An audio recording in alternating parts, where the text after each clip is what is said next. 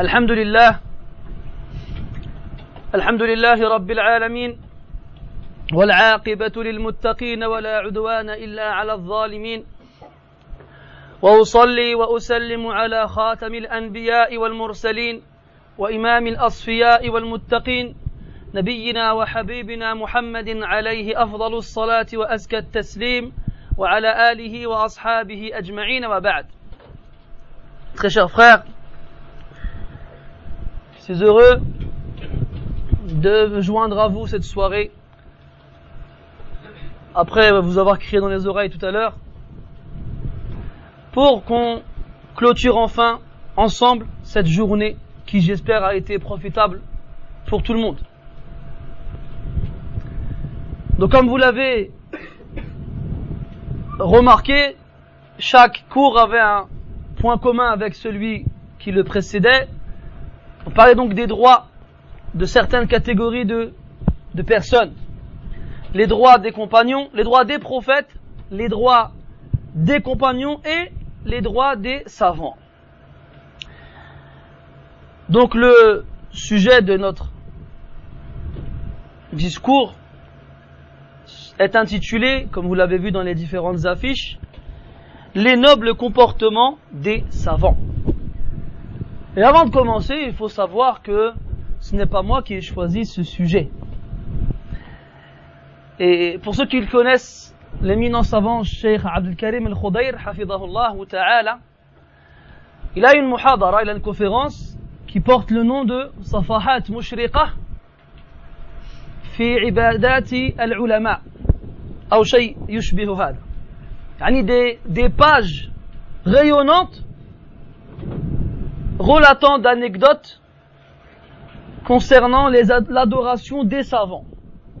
Et le cheikh, quand il commence le cours, il dit au début qu'il n'a pas choisi le sujet et que si on lui avait demandé son avis, il aurait refusé de faire ce cours-là.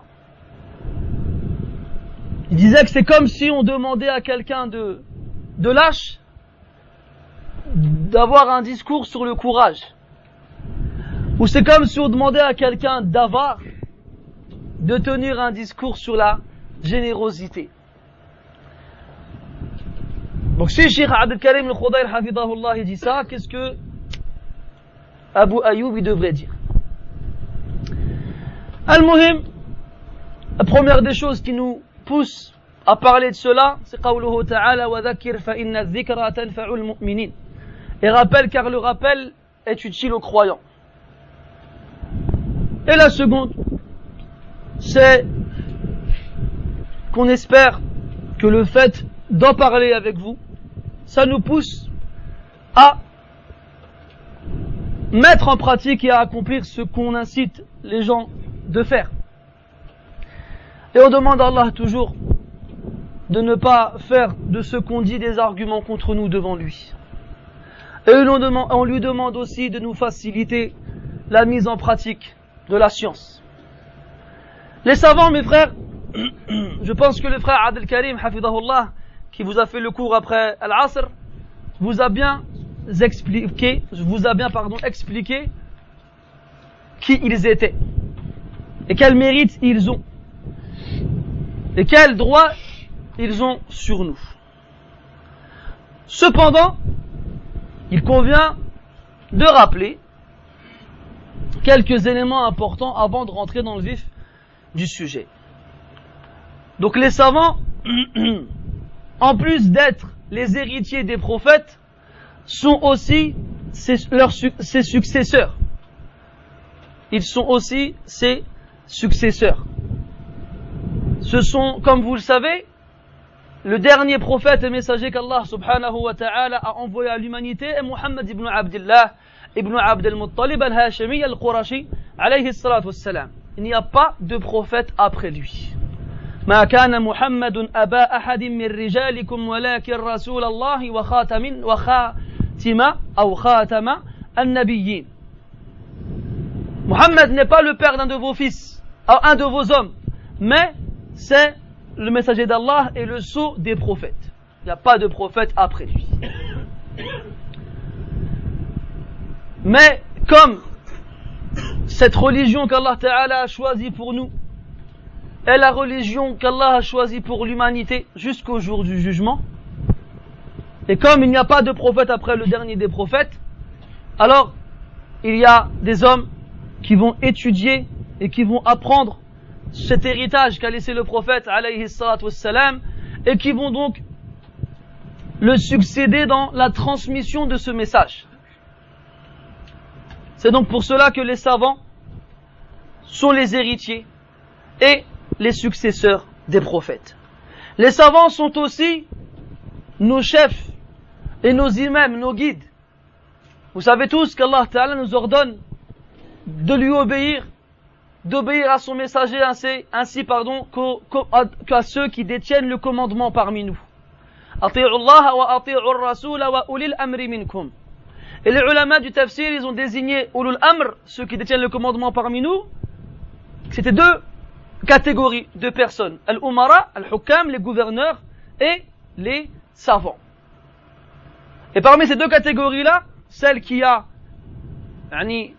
la présidence, entre guillemets, ce sont les savants, car même les gouverneurs doivent revenir aux savants et doivent se plier à leurs paroles. Donc les savants sont aussi ceux qui détiennent le commandement dans cette communauté. Les savants sont aussi un exemple et un modèle pour la communauté. Après, bien entendu, son prophète et messager, alayhi salatu wassalam. Et vous remarquez que les gens ont un regard sur nous. Ils ont un regard sur nous et ils nous observent, quand bien même ils n'en parlent pas. Et vous savez quand est-ce qu'ils parlent de nous? Pas quand ils nous voient faire du bien, mais quand ils nous voient faire des erreurs ou des choses mauvaises.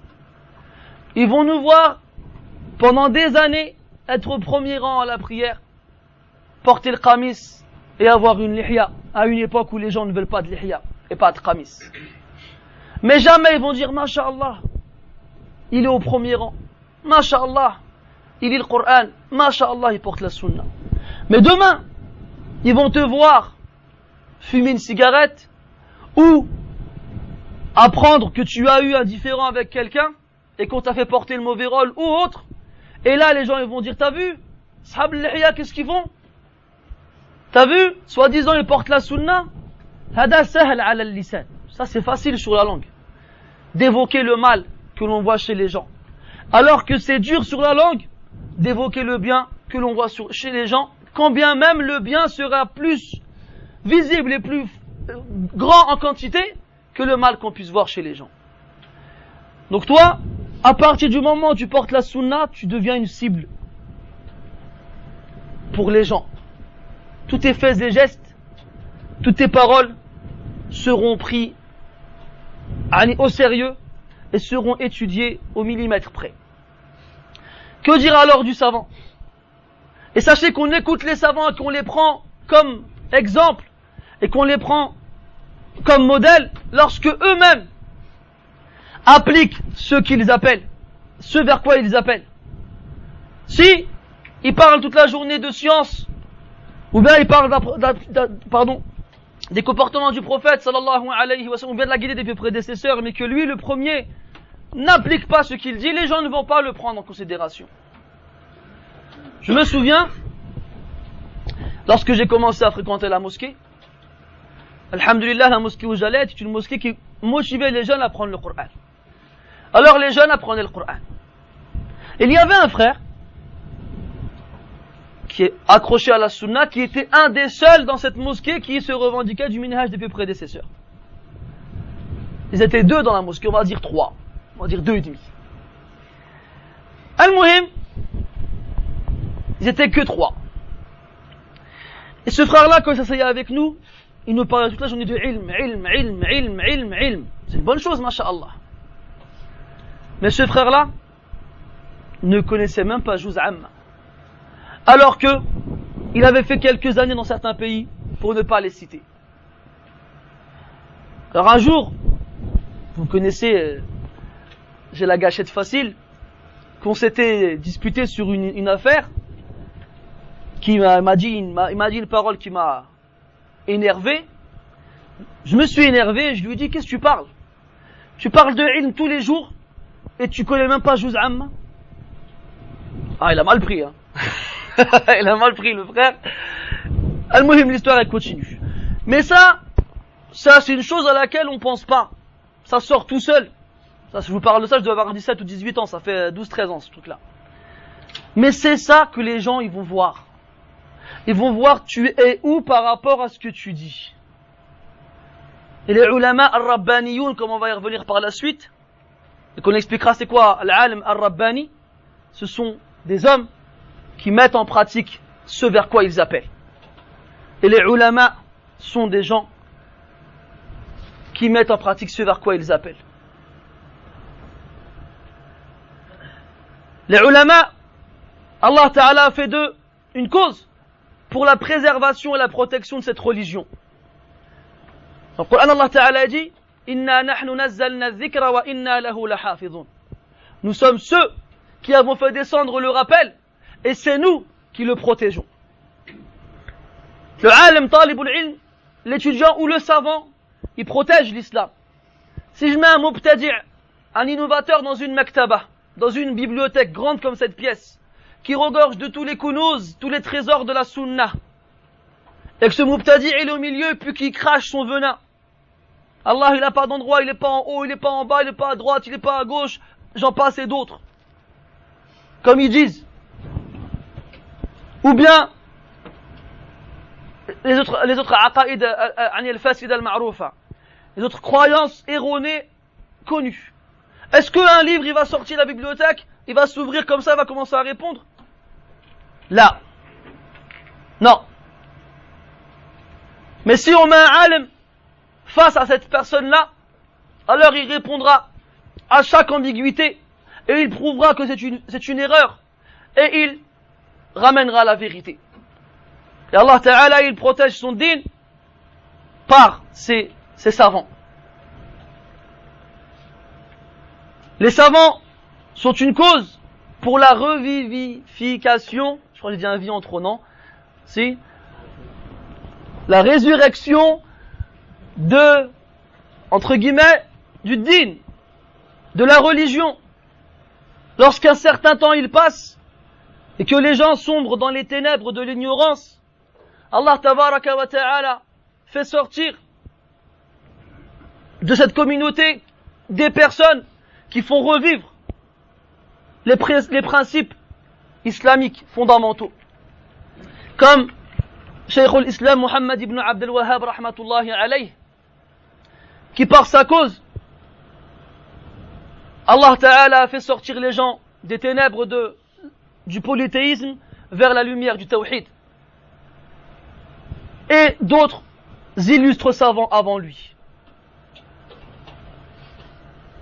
Les ulama ont ce rôle de corriger les mauvaises croyances des gens ou les mauvaises compréhensions des gens, notamment à une époque telle que celle-ci où la guerre médiatique contre l'islam a atteint son paroxysme. Allahu A'lam, il n'y a pas un jour qui passe sans qu'à la télé on ait droit à un reportage sur nous.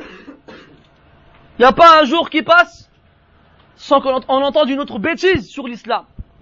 Comme cette 3 points de suspension qui passe et qui vient dire oui, le niqab, il est interdit même à la Mecque.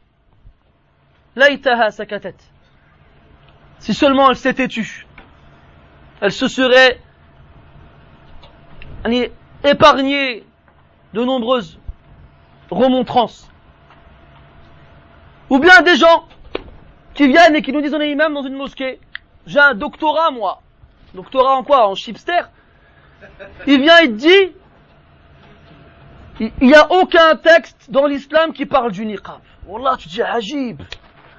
Toi, un rigolo qui est né dans 93, qui a fait ses études dans des collèges en ZEP et autres, t'as réussi à lire dans Tafsir Ibn Kathir le Athar d'Ibn Abbas radiyallahu anhuma où il parle de la femme, comment elle se couvre le visage, et lui qui a étudié je sais pas dans quel pays, qui a un doctorat en je sais pas quoi, il vient te dit quoi? Non, il n'y a pas de trace dans le din que le niqab il existe. Wallah, ajib.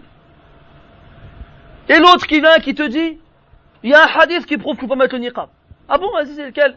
Le hadith dans le Bukhari, où le prophète dit alayhi salatu wassalam, la taltaqibu al-mar'atu wa hiya muhrimah, que la femme qui est en ihram ne mette pas le niqab. Tu dis, ya Bahloul, si tu comprenais l'arabe, tu aurais compris que c'est un dalil qui prouve que le niqab il existe. Parce que si on demande à la femme de ne pas mettre le niqab en ihram, ça veut dire qu'elle le met quand elle n'est pas en ihram. Je sais pas, c'est logique. Eh ben non, cette logique malheureusement elle est cachée à beaucoup de personnes.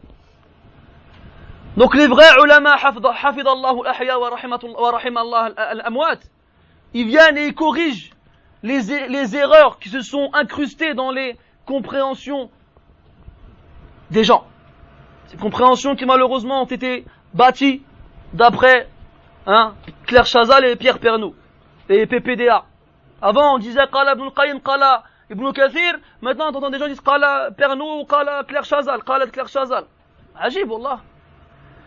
Mais le pire c'est que ces gens ils passent normal. Il n'y a rien, tout va bien. Il est assis dans la mosquée comme ça, il mange des cacahuètes, et il parle de Claire Chazal, ça passe. Toi tu viens, tu dis Qala Ibn Kathir, Qala Ibn al-Qayyim, qu'est-ce qu'il raconte, en quelle langue il parle? Al-Muhim, les ulama, rahmatullahi ala al-amwat wa hafidallahu al-ahya, jouent tous ces rôles-là et d'autres rôles. Donc quand on voit l'importance du rôle du savant et toutes ces fonctions qu'il doit accomplir, on sait irrémédiablement qu'il doit avoir un comportement exemplaire. Et parler de tout leur comportement demanderait un temps énorme. Et le temps, nous fait défaut. On ne critique pas le temps. Comme il disait Shafi'i rahmatullahi alayhi, نعيب الزمان والعيب فينا وليس للزمان عيب سوانا ونهجو ذا الزمان من غير ذنب ولو نطق الزمان لنا هجانا.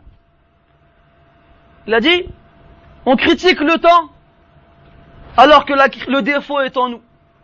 Et le temps n'a de défaut que nous. Et nous attaquons le temps sans qu'il n'ait commis de crime. Mais si le temps pouvait parler, alors il nous attaquerait.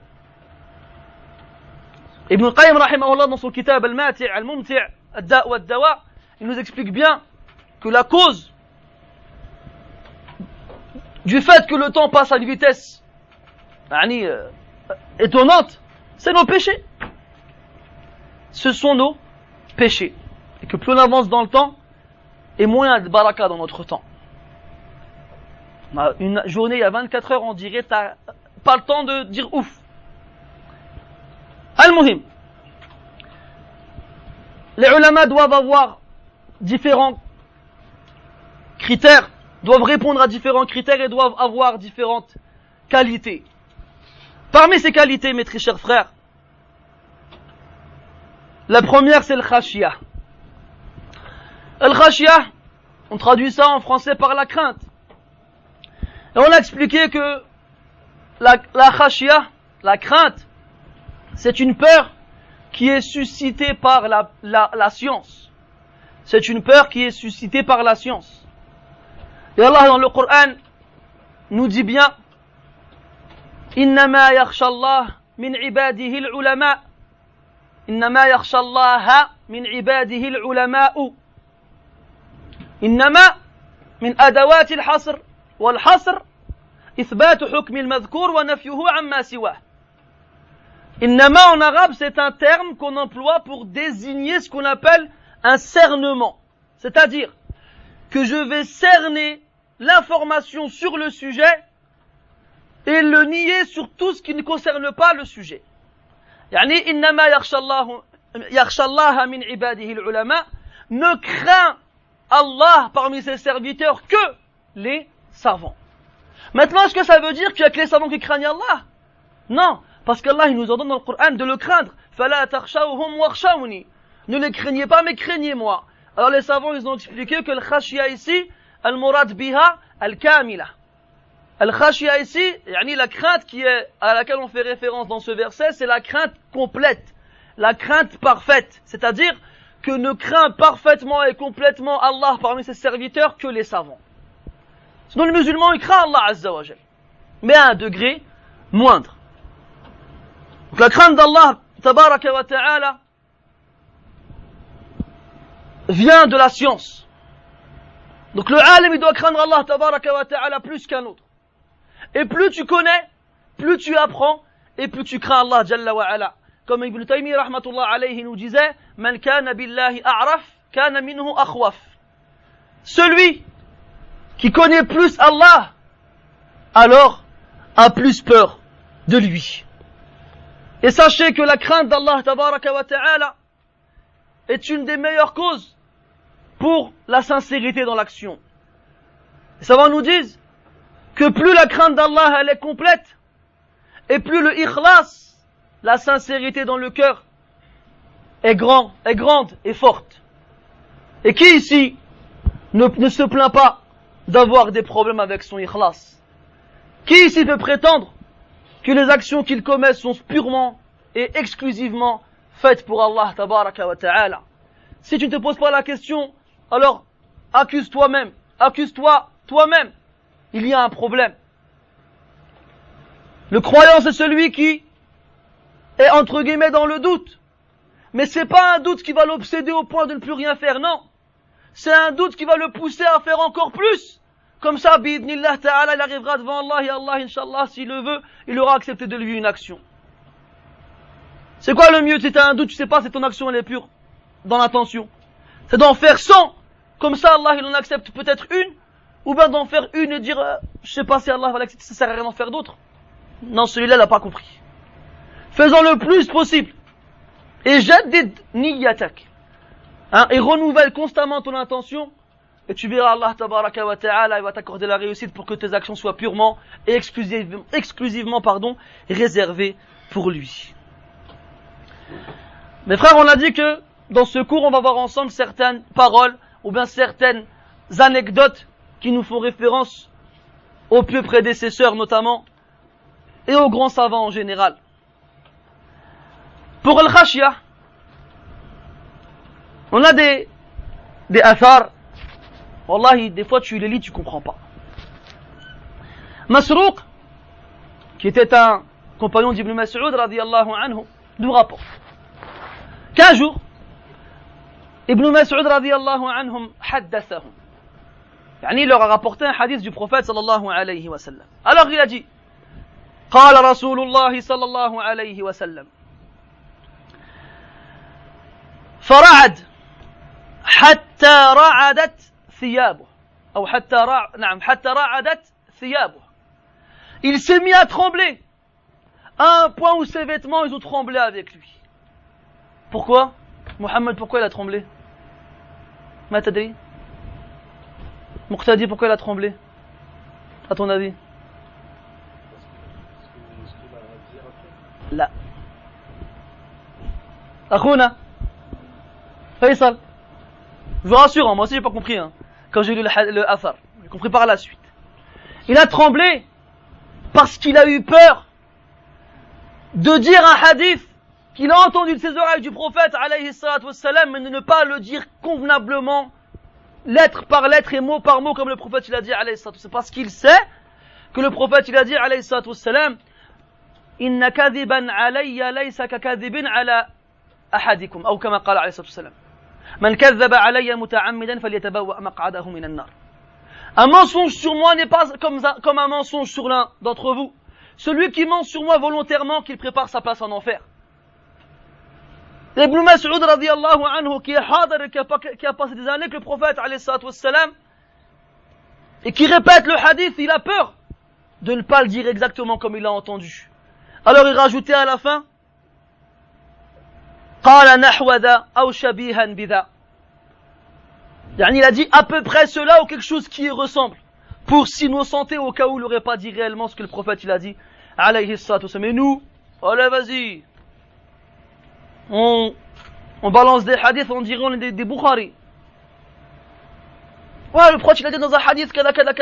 D'ailleurs, ça me fait penser à ses frères et ses sœurs, qu'Allah les récompense pour leur souci de faire partager la science. Mais faites attention quand vous envoyez des textos avec des hadiths. Des hadiths ma sami'na biha nahnu wa la aba'una. Des hadiths ni nous ni nos parents les ont entendus.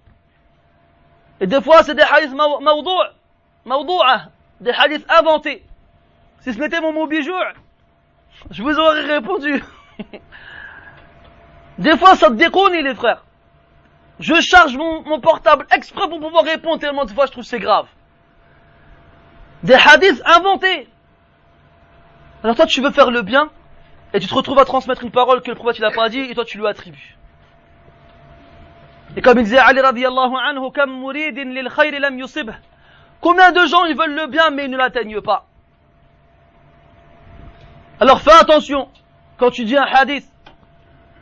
Ouais, il y a un hadith. Ah bon, lequel? Ouais, t'as vu, je crois que c'est comme ça, mais je suis pas sûr. Bon, tais-toi, pourquoi tu parles? Hassan, soit tu connais, tu donnes, bismillah, soit tais-toi, match quelque. Il y a des gens, on les appelle al-mushak qui coulent. Ils viennent, ils te mettent des choucous. Ils te mettent des doutes. Lui, il te va faire un truc. Il te fait, t'es sûr, t'as le droit de faire ça? Peut-être, Mskin, ouais, je crois. Même Mskin, il t'a juste dit ça, il t'a ébranlé. Ouais, je crois, peut-être, je suis pas sûr. Pourquoi, qu'est-ce qu'il y a? Après, il y a un hadith, hein. Ah bon, c'est lequel? Je m'en souviens plus, mais il y a une fois, j'ai entendu un frère qui avait entendu un shir, qui avait entendu, un salade avec des majhoul, c'est tout. Celui qui a fait un peu de mustalah, celui qui a fait un peu de la terminologie du hadith, il sait que le majhoul, c'est un aib qadih. Hein, yusabbibu tark hadhihi riwaya.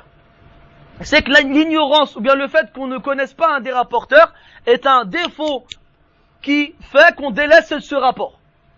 Toi, il va te ramener un sanad, il n'y a que des majahil.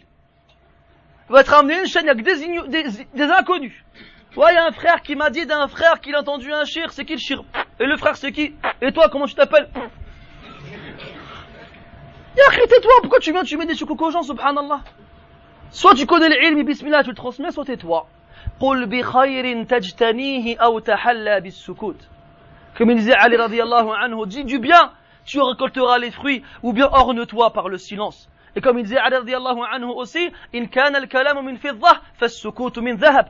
Si la parole elle est d'argent, eh ben le silence il est d'or. C'est pas La Fontaine qui a dit ça, c'est Ali radiyallahu anhu. Alors quand tu vois qu'Ibn Mas'ud radiyallahu anhu, il est lancé dans le kalam, dans le discours, et qui dit Qala Rasulullah sallallahu alayhi wa sallam, et il commence à parler, après s'arrête. Il fait peut-être qu'il a pas dit ça. Et il se met à trembler. Toi, si t'as pas froid, tu trembles pas. Il se met à trembler, qu'est-ce que t'as? Il a dit quelque chose comme ça, mais à peu près comme ça. Et c'est repris. Yahya ibn Ma'in, wa ma adrakum ma Yahya ibn Ma'in. Rahmatullahi alayh, min a'immat al-hadith. Yahya ibn Ma'in. Il disait Inni la uhaddithu bil hadith fa asharu lah makhafata an akuna qad akhta'tu fih. Il a dit des fois je rapporte un hadith, il me fait passer une nuit blanche tellement j'ai peur de m'être trompé en le rapportant. Il est là, il fait un dars mathalan, il rapporte un hadith, il n'y pense pas sur le coup. Il rentre chez lui, c'est l'heure de dormir, et il se remet en mémoire ce qu'il a dit. Il a fait ce hadith-là, je crois que je me suis trompé. Et il va passer la nuit entière à se remémorer ce hadith de peur de s'être trompé en le rapportant. La crainte d'Allah tabaraka wa ta'ala. Dans la transmission de la science. Parce qu'on parle des savants là.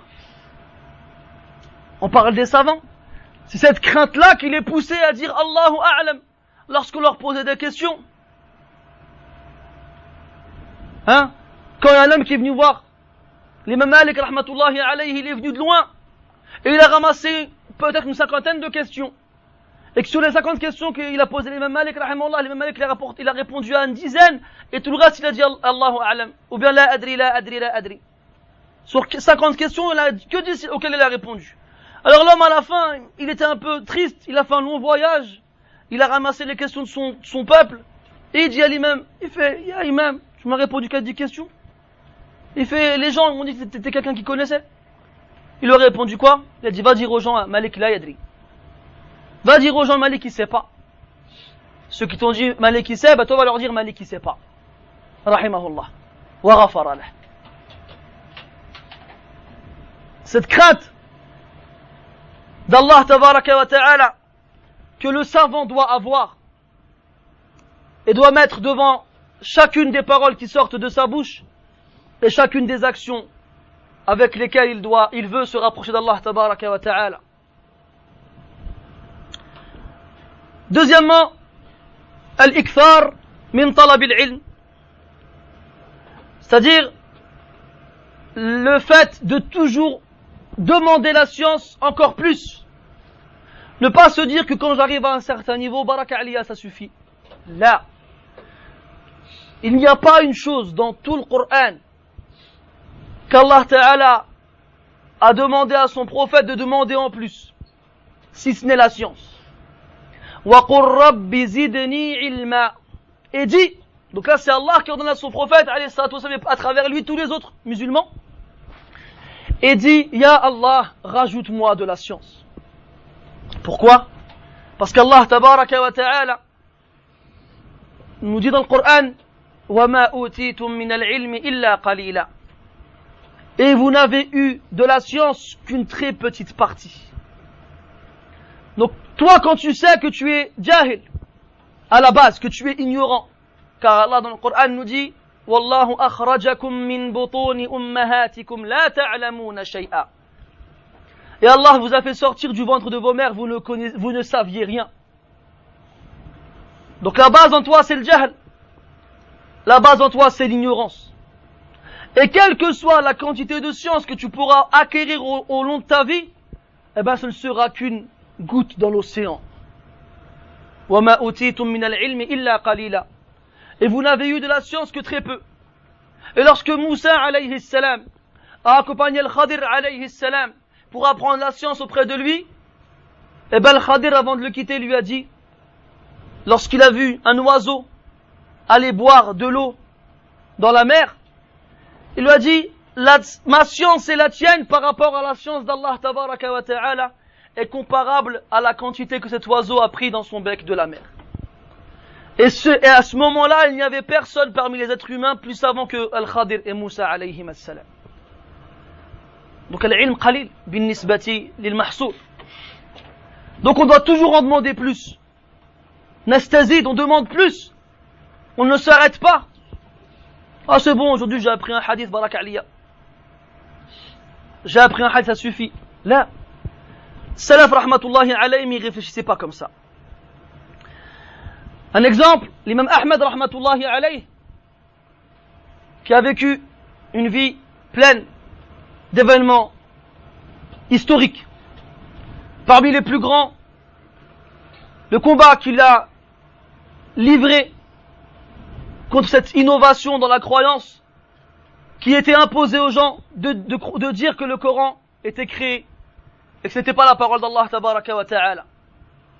De nombreux savants ont cédé face aux menaces et à la torture,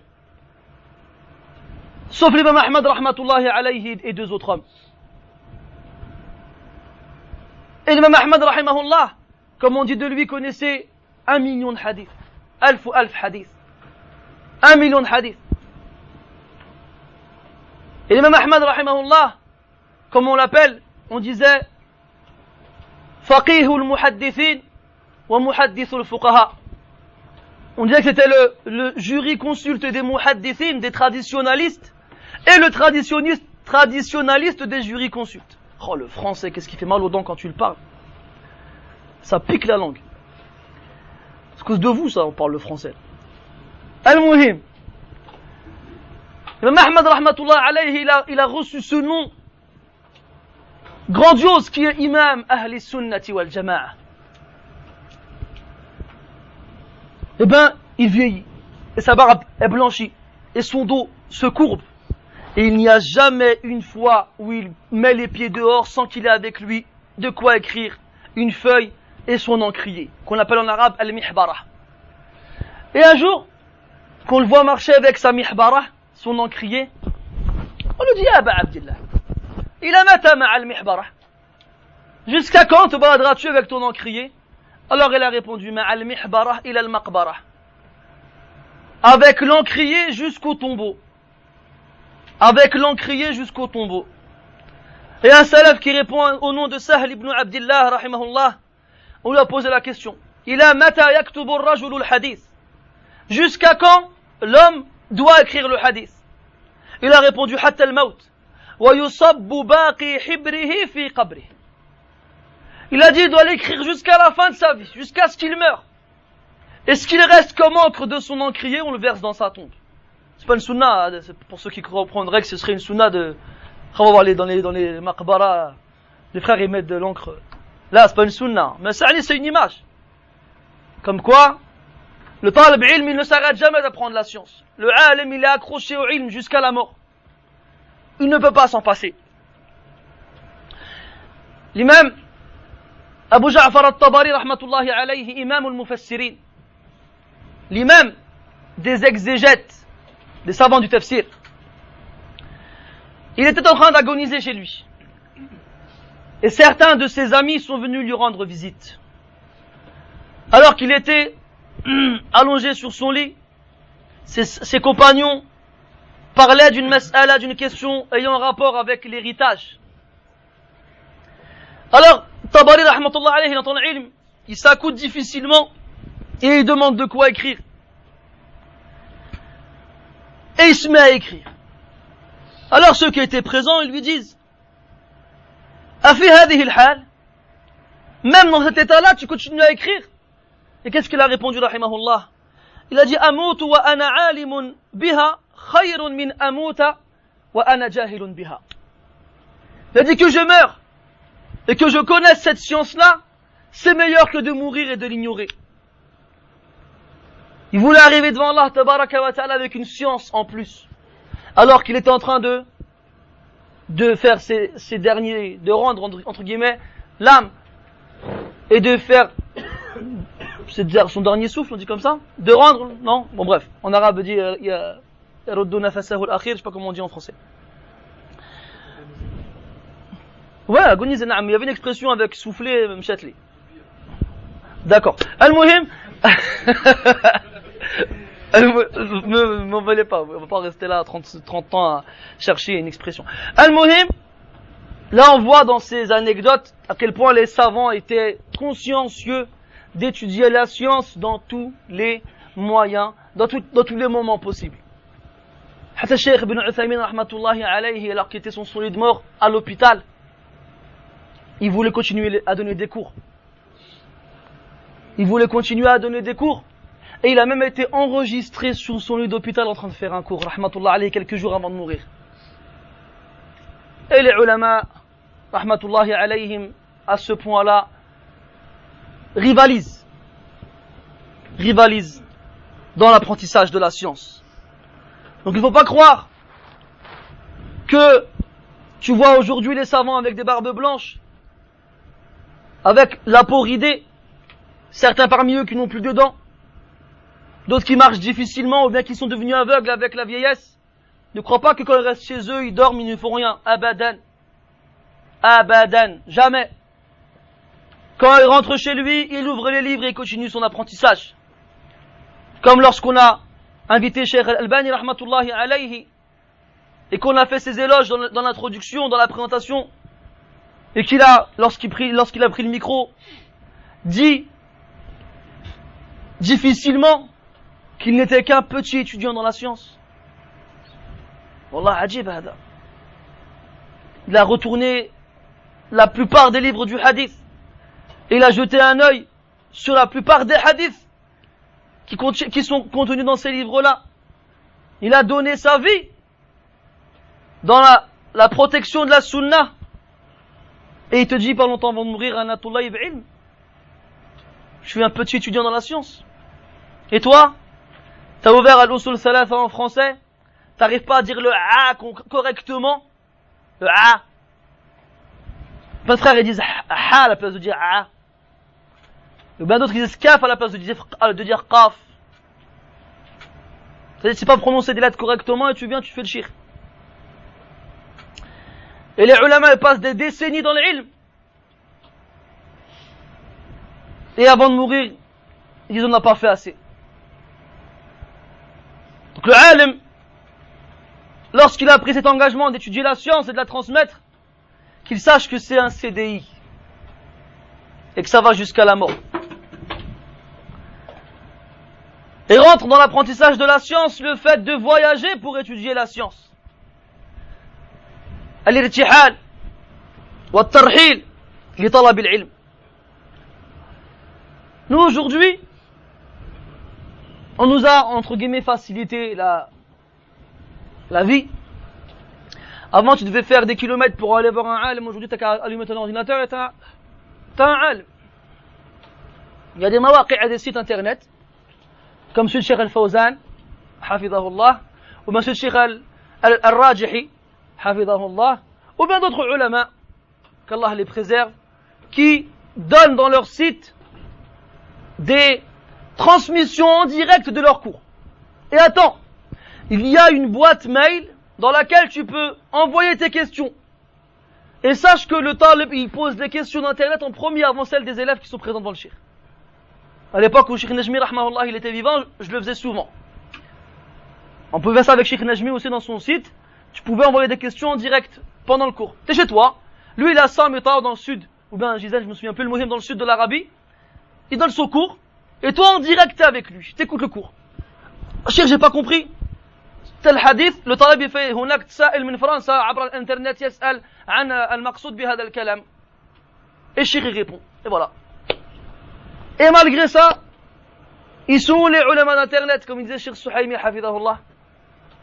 Ils sont les ulama d'internet. Al-Maktabatu Shamila, ils disent. Ce logiciel que tout le monde connaît, je pense ici, qui regroupe un nombre incalculable de livres. Ou bien Maktabat Ahl al-Hadith wal Athar, aussi un moteur de recherche dans les cassettes des savants. Ils sont les ulama.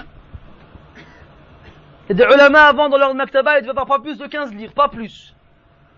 Mais ces livres-là, ils les avaient lus en long et en large, de haut en bas et en travers. Ils te le connaissent par cœur. Et là, on voit que plus les moyens nous sont facilités, et moins on fait quelque chose. Les Arabes, qui étaient connus pour être un peuple analphabète, qui n'écrivait pas et ne lisait pas, étaient connus aussi pour leur mémoire étonnante. Ils avaient une mémoire à toute épreuve. Parce que vu qu'ils n'avaient pas de support pour conserver les paroles ou bien les événements, ils comptaient sur leur mémoire. Ils comptaient sur leur mémoire. Regardez les Sahaba radiyallahu anhum. Combien parmi eux écrivaient le hadith? Qui me donne le nom de celui quelqu'un qui écrivait le hadith? Muhammad. Qui? ما علمت أن ابن عباس كان يكتب الحديث. يحيى أحسنت بارك الله فيك. J'ai entendu l'autre après. أبو هريرة رضي الله عنه وعن عبد الله بن عمرو بن العاص رضي الله عنهما. وإلا قليل من الصحابة كانوا يكتبون الحديث. أما الباقون ما كانوا يكتبونها. Ils sont très rares ceux qui écrivaient le hadith parmi les compagnons رضي الله عنهم. La majorité ne l'écrivait pas. Et حتى بعد ذلك. Même après cela, parmi les tabi'in et les atba' tabi'in, ils n'écrivaient pas le hadith. Mudhakara, ou dhakira, pardon. Une mémoire, qawiyya, très forte. Comme il rapporte d'après Abu Ja'far al-Mansouri, un amir, qui avait une mémoire tellement forte qu'il lui suffisait d'entendre un poème une seule fois pour l'apprendre par cœur. Et il avait un wazir, il avait un ministre, il lui suffisait d'entendre une qasida 2 fois seulement pour l'apprendre par cœur. Et ils avaient une servante, il lui suffisait d'entendre une qasida 3 fois pour le connaître par cœur. Une qasida, c'est un poème. Alors ce Amir, Abu Ja'far al-Mansouri, il a fait courir un bruit dans le royaume, entre guillemets. Il a dit, le poète qui me ramène un poème que je connais pas, je lui donnerai l'équivalent du support sur lequel il a écrit ce poème en or. Alors les poètes, ils faisaient la queue devant la porte de son palais. Et chacun, il arrivait. L'Amir, il a dit comme ça, il a dit, vas-y, fais-moi ta qasida. Et lui, il commençait à dire, Anta kal bahri kada wa kada, wa anta kal qamari kada wa kada. Il écoutait comme ça. Après, quand il avait fini, il y avait le wazir à côté, et la jariya à droite à gauche qui faisait mine de travailler dans la salle. Alors l'Amir lui dit, je le connais ton poème moi. Alors il le répète mot pour mot. Et le wazir à côté, ça fait 2 fois qu'il l'entend. Après l'Amir il dit au poète, en plus ton poème, mon wazir il le connaît. Ah ouais tu le connais? Ouais je le connais. Vas-y récite-le. Et il le récitait lui aussi. Après pour le tuer encore plus, il faisait, même un jariya là-bas il le connaît. Eh toi viens ici. Elle arrivait fait qu'est-ce qu'il y a? Tu connais cette qasida? Ouais, vas-y récite-la. Elle a récité. Et le poète, il devenait fou. Je dis, comment ça? J'étais tout seul dans le Sahara, il n'y avait personne avec moi, à part des scorpions et des lézards. Et j'arrive là, il me sort mon poème, on dirait il était avec moi quand je l'ai fait. Et les poètes, ils passaient et tout, c'est tombé dans le piège. Jusqu'à ce qu'ils aient été voir Al-Asma'i, rahmatullahi alayhi, c'était l'imam Filloura à cette époque, et il leur a dit, je vais m'occuper de lui. Il s'est déguisé parce qu'il était connu. Et il est arrivé, il leur a pondu un poème avec des mots tellement compliqués qu'ils ont abandonné. Amir, à la fin, quand il a entendu le poème, il a dit, non, je ne le connais pas. Attends, je vais demander à mon wazir. Il fait, tu la connais toi? Le wazir, il fait, oh là, j'ai jamais entendu quelque chose comme ça. Alors, il faut, on va essayer avec la servante. Tu la connais? Je ne connais pas, j'ai jamais entendu ça de ma vie. Ah, ils en ont fait une chanson, maintenant les enfants ils la chantent. Saoutou Safir, il Boulbouli, Hayya Jaqal Bissami. Je l'ai oublié. Ça tombe bien. Al-Muhim. À la fin donc, ils se sont avoués vaincus par ce poète. C'est une anecdote pour vous faire comprendre à quel point la mémoire des gens était forte à l'époque, parce qu'il n'y avait pas de support. Regardez les Sahaba sur quoi ils écrivaient le Coran.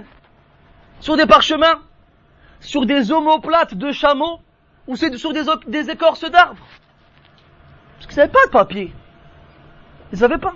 Le premier livre qui a existé dans entre guillemets, dans la bibliothèque arabe, c'est le Coran. En tant que livre, hein, je veux dire. Il n'y avait pas de kitab. Nous, on a tout.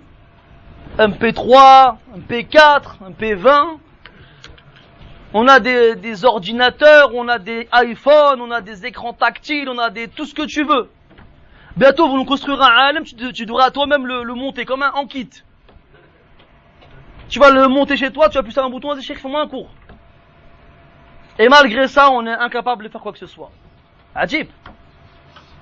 Ajib. Des salles avec des climatiseurs. Il y a...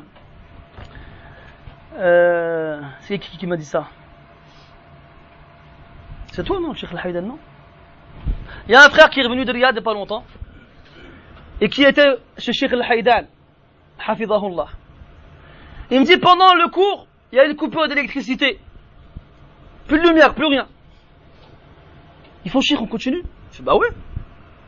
Et ils continuent le cours, dans le noir. Ils ont trouvé une bougie ou bien quelque chose, une lampe, et ils l'ont allumée. Et à la fin du cours, les élèves ont dit, Cheikh, c'était comme ça avant. Quand tu faisais talab al-ilm, ils faisaient, naam. Dans toute la ville, il n'y avait qu'une seule mosquée où il y avait l'électricité. C'était la grande. Les autres, il n'y avait pas.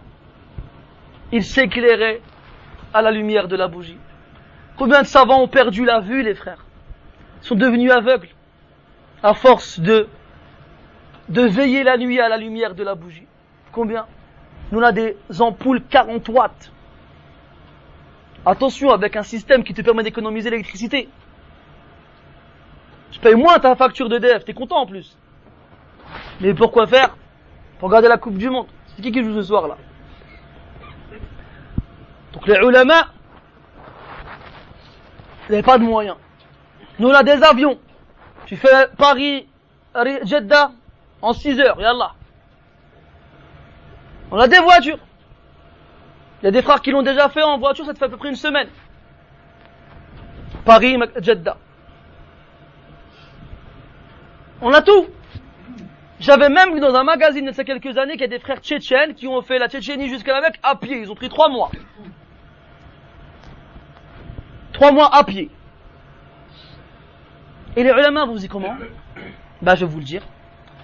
Par exemple, Ibn Mandah, rahmatullah alayhi, il disait Tuftu al-sharqa wal-gharba marratayn. Il a dit, j'ai fait le tour de la terre, de l'Orient et de l'Occident, 2 fois. À dos de chameau, là. À dos de cheval, là. Sur ses pieds. À pied. Lèche, fi mada, fi talab al-hadith. Pourquoi? Pour apprendre le hadith. Il y en a un, il m'a franchement perturbé. Abu Zar'a al-Razi, rahmatullahi alayhi. Alors lui, il nous dit أحصيت ما مشيت على قدمي على 1000 فرسخ. C'est-à-dire, j'ai compté ce que j'ai parcouru comme distance à pied jusqu'à 1000 farsakh. Et un farsakh, c'est une unité de mesure arabe qui équivaut à peu près à 5000 mètres. Donc 1000 farsakh égale 5000 kilomètres. Je crois, c'est ça? Je sais même plus. Non, bah non. Si 1 fois 5, ça fait 5, voilà. Ça fait 5000 kilomètres. Excusez-moi, les maths et moi, on n'est pas trop potes. Yani, il a arrêté de compter après 5000 kilomètres. Et vous voulez savoir, il a été où? Il a marché de l'Koufa à Bagdad, de ville en Irak. Ensuite, de Mecca à Al-Madina plusieurs fois. Il a été à Salé, au Maroc, à côté de Rabat. Jusqu'en Égypte à pied. Et de l'Égypte jusqu'à Ar-Ramla, qui est en Palestine. Et de Ramla jusqu'à Tarsus, qui est en Turquie. Et de Tarsus jusqu'à Damas, qui est en Syrie. Et la liste elle est longue, je m'arrête là. كل ذلك ماشيا وهذا في سفر الأول وأنا ابن 20 سنة. J'ai fait tout ça à pied dans mon premier voyage et je n'avais que 20 ans. 20 ans. Des kilomètres et des kilomètres pour apprendre des hadiths. À pied. Pas d'âne, pas de mule, pas de cheval, pas de chameau. Comme on dit chez nous, BMW pied. Toi, t'as des Air Max avec des bulles d'air qui te font sauter je sais pas combien de mètres. Tu marches jusqu'à ta voiture, t'es fatigué. Après, tu dis, heureusement, j'ai une voiture. Et toi, t'as la flemme de sortir pour mettre l'essence. On dit, les frères, il y a un dars. Je sais pas, je vais exagérer à Tourcoing, mais c'est ou bien aujourd'hui, vous étiez là. On va dire la semaine prochaine, il y a une daura, si vous voulez, à Bayonne, la semaine prochaine? Non, c'est cette semaine. Non, c'est cette semaine à Bayonne. Je sais plus, le muhim. Il y a des dawras, assez nombreuses actuellement en France. Il y en a une à Tourcoing, la semaine prochaine, une autre la semaine d'après à Toulouse. Il y a des frères que je vois, moi, dans ces dawrats, qui viennent dans toutes les dawrats. Ils viennent dans toutes les dawrats. Ils sont là. Au premier rang. Il y en a un que j'ai en tête, un frère converti. Il a un abonnement à la SNCF. Et il prend le train. Chaque fois qu'il y a une dawra, il prend le train. Et il fait toutes les dawrats. Il est au premier rang et il prend des notes. Qu'Allah il lui facilite l'apprentissage de la science. Il fera comme ça, il mérite qu'on fasse des du'a pour eux, wallah. Pendant que, à Paris, on flâne sur les champs. Bon, j'exagère, hein. J'espère que vous flânez pas sur les champs. Ou bien on traîne à Carrefour. Ou bien au pire, on prend le soleil dans le balcon. Il y a un salaf qui s'appelle Ibn Muqri, rahimahullah, il dit مشيت بسبب نسخة مفضل ابن فضالة 70 مرحلة ولو عرضت على خباز برغيف لم يقبلها. Il a dit, j'ai marché 70 étapes, entre guillemets, 70 villes, pour obtenir une copie d'un livre d'un savant qui s'appelle Mufdal ibn Fadala. Cette version du livre, cette copie était tellement fatiguée, déchirée, en mauvais état, que si je l'avais donné à un boulanger contre un pain, il me l'aurait refusé. Et lui, il a fait 70 villes pour pouvoir se la procurer. Comme je vous l'ai dit tout à l'heure, il y a des salafs, mes frères, ils ont vendu leur maison pour acheter un livre. Ya subhanallah. Farq shasi' baynana wallah. Shattana bayna al-fariqayn. Une différence immense entre les deux parties.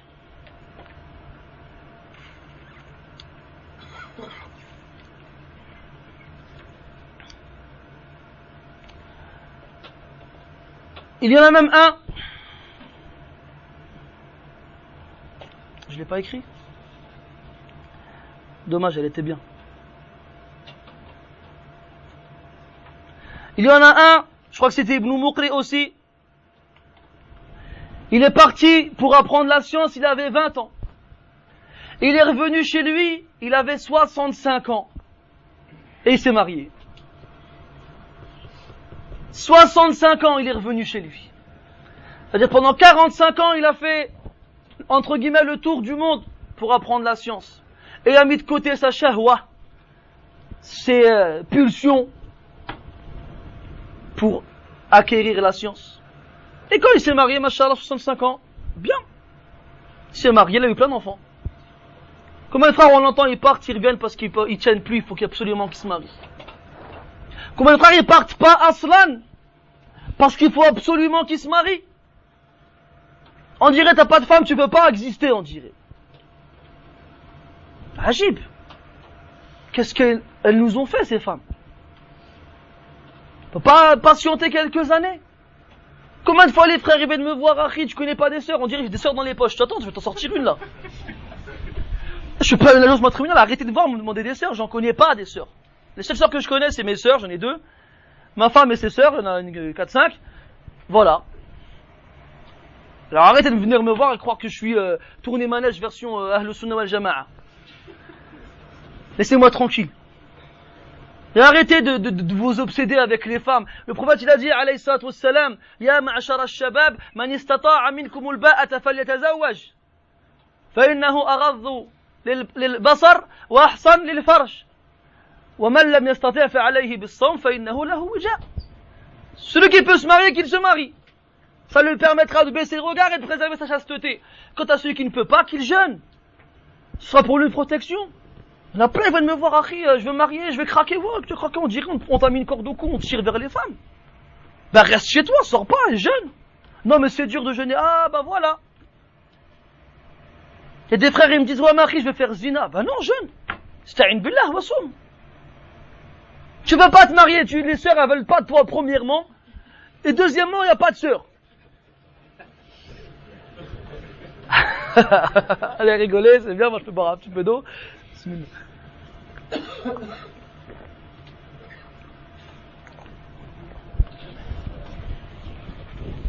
Bah oui, frère il vient comme ça.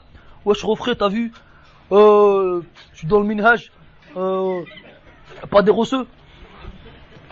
Mon frère, qu'est-ce que tu me fais là? Lui la caméra là, c'est pas pour de vrai là. Ah, ikhwani, c'est des hommes que les femmes elles veulent. Elles veulent un rajoul. Elles veulent quelqu'un, il lui trouve une maison, il lui donne ce qu'elle a besoin et sur qui elle peut se reposer. Elle veut pas un rigolo qui joue à PS toute la soirée et qui boit des canettes de 7-Up. C'est bien beau ma charte dans le minhaj, Allahumma barik. C'est bien, alhamdulillah. Qu'Allah te fasse mourir dessus. Mais sois un rajoul. Te plains pas que les sœurs elles veulent pas de toi. Oh, j'ai fait 34 muqabala, les sœurs elles veulent pas, il y a un problème. Bah, le problème il vient de toi, mon frère. Si elles veulent pas toutes, c'est un problème. Hein. Même les moches, elles ont dit non. Normalement, la moche, Skina, elle peut pas se marier. Elle dit, la raleb, vas-y, bismillah. Même elle a dit non, akhi. Il y a un problème. Al-Mohim, fermons cette parenthèse douloureuse pour certains d'entre nous qui n'arrivent pas à se marier. Parce qu'il y en a qui rigolent, d'autres qui rigolent moins. Al-Mohim, on veut des rijal. Mais t'entends les frères, Akhi, ouais mais Akhi, t'as vu, faut que je me marie, t'as vu, subhanallah Akhi, je vais craquer. Akhi, subhanallah. Arrêtez de me dire que je vais craquer. Jeune, Akhi, subhanallah. Voilà, c'est malheureux. Moi, je vois des frères qui ont la vingtaine. 20 ans, entre 20 et 25 ans. Et je vois, Allahumma barik, il y a un zahir, apparemment, il y a comme une qudra. Le frère, il a l'air intelligent, il a l'air ouvert, il a l'air apte à étudier. Je dis, Akhi, pourquoi tu vas pas étudier, Akhi? Tu l'encourages. Bismillah, fa Yémen. Va en Égypte, va dans les pays où tu peux aller. Fa Akhi, t'as eu d'abord, je veux me marier. Akhi, subhanallah. Marie-toi quand tu reviendras, mec, ça. Je sais pas, envie de partir toute ta vie. Par 1 an, yallah, par 2 ans. Eh ben non. Ben les frères qui partent et qui reviennent avec... ils ont plus de doigts tellement se sont rongés les ongles. C'est comme, t'as vu la pub du mec qui mange une crêpe au chocolat et à la fin il suce les doigts à la fin. Non, tu connais pas la pub? Elle mourait mais il se ronge les ongles. Et il revient. Akhi, t'as fait quoi pendant 2 ans? Akhi, je pensais à me marier. Subhanallah, à ce point-là, pourtant t'as Adamaj, y a pas eu une fitna Adamaj, Allahumma barik. Adamaj, tu pourras pas me dire qu'il y a une fitna, y a pas une femme qui a pas de niqab, subhanallah. Les frères, ils me disaient quand ils étaient à Adamaj, que quand il y a des frères et des sœurs qui se rencontraient dans le chemin, les sœurs elles se collaient contre le mur pour les laisser passer. Ou bien carrément s'asseyer par terre pour pas que le vent il trace leur forme. Comment tu peux être meftoun là-bas, subhanallah? Alors mets-toi dans le khala, dans le badia, prends tes couteaux et va faire talab al-ilm et oublie les femmes un petit peu. Non, le zawaj. Et vous gâchez votre vie comme ça. Et après vous vous mariez et vous appelez Abou Ya'qoub. Des fois, Akhi, c'est toi Abou Ya'qoub? Non. Moi c'est Abou Ayoub. Al-Muhim, ouais Akhi, ma femme m'énerve, Akhi, laisse tomber, nanana, bachah. Quand on disait marie-toi pas, tu me disais non Akhi, ben maintenant voilà. Subhanallah. Ça m'énerve ça. Wallah, parce que ceux qui sont partis vous le diront. Ils vous le diront qu'ils regrettent, Wallah, de ne pas pouvoir retourner et de rester plus longtemps. À titre d'anecdote personnelle, moi je suis parti, j'avais 2 enfants. J'ai dû mettre 1 an pour réussir à mettre de côté 8 000 euros. 8 000 euros qui m'ont permis de tenir 1 an et quelques. Si j'avais été tout seul, ça m'aurait permis de tenir beaucoup plus longtemps. Je suis pas en train de dire que je regrette, non, alhamdulillah. Mais dites-vous que maintenant que vous êtes célibataire, vous êtes entre guillemets libre. Tu pars ici, tu pars là, tu reviens, y a pas de problème, y a rien qui t'attache. Tu vas te marier, ce sera un point en plus. Il suffit juste que la femme elle tombe enceinte vite fait, ça y est, t'es bloqué. Il suffit qu'elle ait des jumeaux, tiar. Comme on dit, les Marocains savent c'est quoi, ça veut dire quoi, tiar. Al-Muhim, c'est pour vous dire. Après tu dis, ah je voulais partir, mais 4 enfants mon frère. Travaille pas, qu'est-ce que tu veux que je fasse? Ah bah voilà. On a demandé à Cheikh Chetri quand il est venu dernièrement, hafidahullah. On dit, Cheikh, à quel âge tu conseilles aux frères de se marier? Il a dit, 30 ans. 30 ans. T'as quel âge, Mohamed? Hawala. Suis Alek. Al-Muhim, c'était la parenthèse de Soufiane dans ses cours, toujours les mêmes. Parmi les comportements des savants, ces comportements qu'ils doivent avoir, at-tawadu'. At-tawadu', la modestie. Dans le Coran, Allah tabaraka wa ta'ala nous informe que la modestie est une grande qualité que les pieux serviteurs du tout miséricordieux ont. C'est même celle qu'il a citée en premier. Allah dans le Coran, dans cette succession de critères qu'il donne à ses pieux serviteurs. Wa ibadur rahmani alladhina yamshuna 'ala al-ardi hawna. Et les serviteurs du tout miséricordieux sont ceux qui, lorsqu'ils marchent sur terre, marchent avec modestie. وَإِذَا خَاطَبَهُمُ الْجَاهِلُونَ قَالُوا سَلَامًا. Et lorsqu'ils sont agressés verbalement par les ignorants, ils disent paix. يُقَابِلُونَ الْإِسَاءَةَ بِالْإِحْسَانِ. Ils répondent au mal par le bien. Ils sont modestes. Et Allah Ta'ala fait la réprimande à ceux qui marchent sur terre avec gloriole et vanité. ولا تمشي في الأرض مرحا إنك لن تخرق الأرض ولن تبلغ الجبال طولا. Ne marche pas sur terre avec vanité. Tu ne fendras pas la terre avec tes pieds et tu n'atteindras pas la cime des montagnes.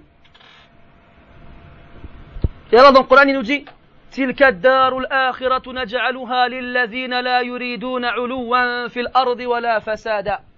Voici la demeure de l'au-delà que nous assignons à ceux qui ne veulent pas s'élever au-dessus des autres sur terre et qui ne veulent pas semer le désordre, qui sont modestes et humbles.